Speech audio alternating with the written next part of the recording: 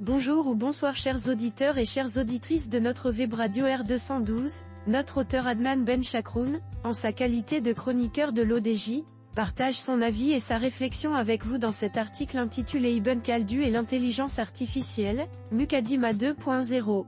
Le voici en podcast pour vous.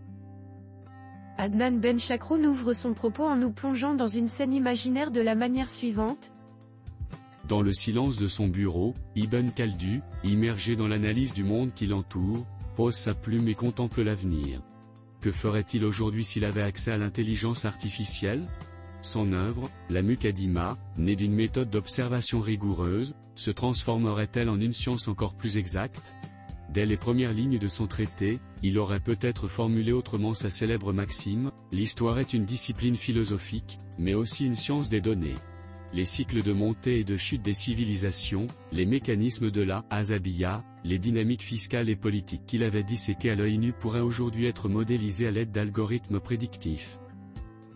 Notre ingénieur approfondit cette hypothèse en expliquant que, face à cette révolution cognitive, Ibn Khaldun ne se serait pas contenté de réciter les faits historiques, il aurait nourri des intelligences artificielles de vastes corpus de chroniques, leur demandant de repérer des schémas invisibles à l'œil humain. Il aurait analysé les données climatiques pour comprendre l'impact du temps sur les migrations des peuples, il aurait croisé des archives économiques pour anticiper l'effondrement des États sous le poids de leur propre fiscalité. L'intelligence artificielle aurait renforcé sa quête méthodologique.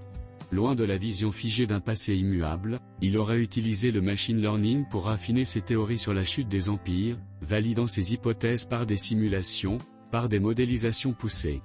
Les dynamiques tribales, le passage du nomadisme à la sédentarité, le poids de l'impôt sur la productivité des peuples auraient été démontrés avec des statistiques qu'il aurait convoquées avec rigueur. Mais Ibn Khaldun ne se serait pas laissé duper par la machine.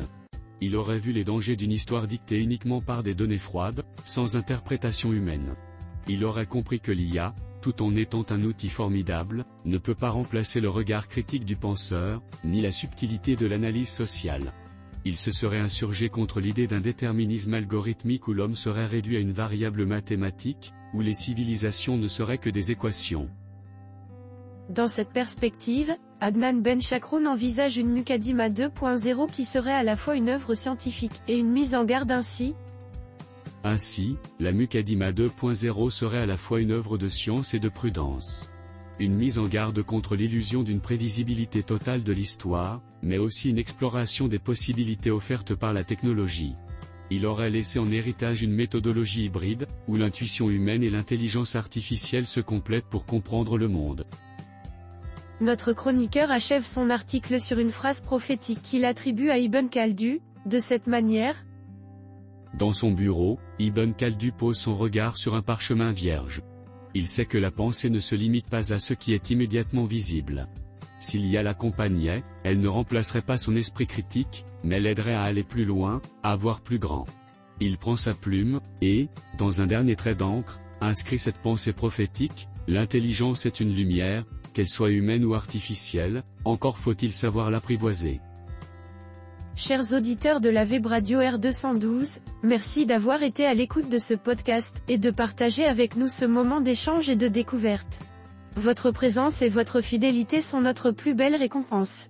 On se dit à très bientôt, si vous le voulez bien.